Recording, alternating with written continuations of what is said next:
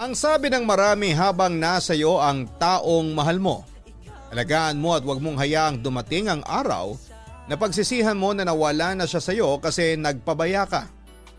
Papadudot yan ang isa sa mga natutunan kong aral pagdating sa pag-ibig kasabay ng pagkawala ng tuluyan ng taong minahal ko. Kaya heto ko ngayon punong-puno ng pagsisisi at panghihinayang.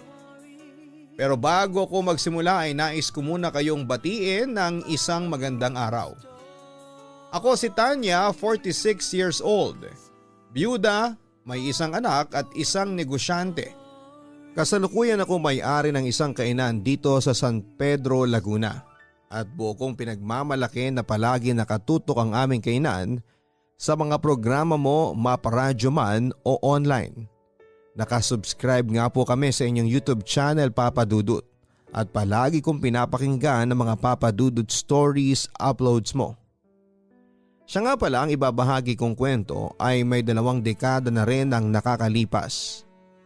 Meron ako naging boyfriend noon na itago mo na lamang siya sa pangalang Samuel. Hindi niya totoong pangalan. Galing siya sa isang mayamang pamilya sa Visayas.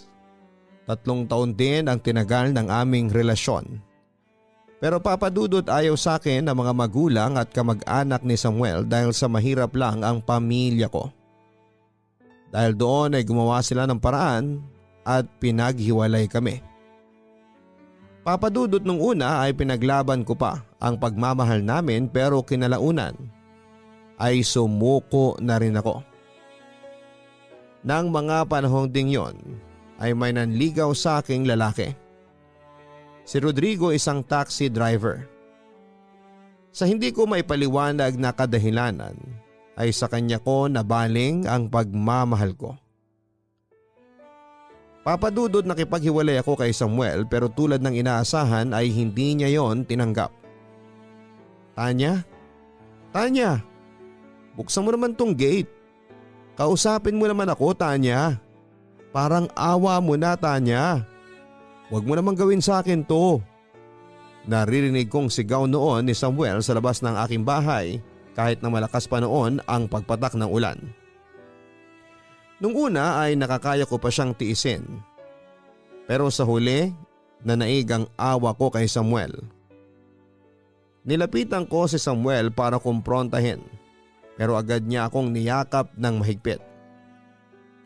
Nung una ay sinubukan ko makawala ngunit sa hindi malamang kadahilanan ay hindi ko na napigilan ng aking sarili.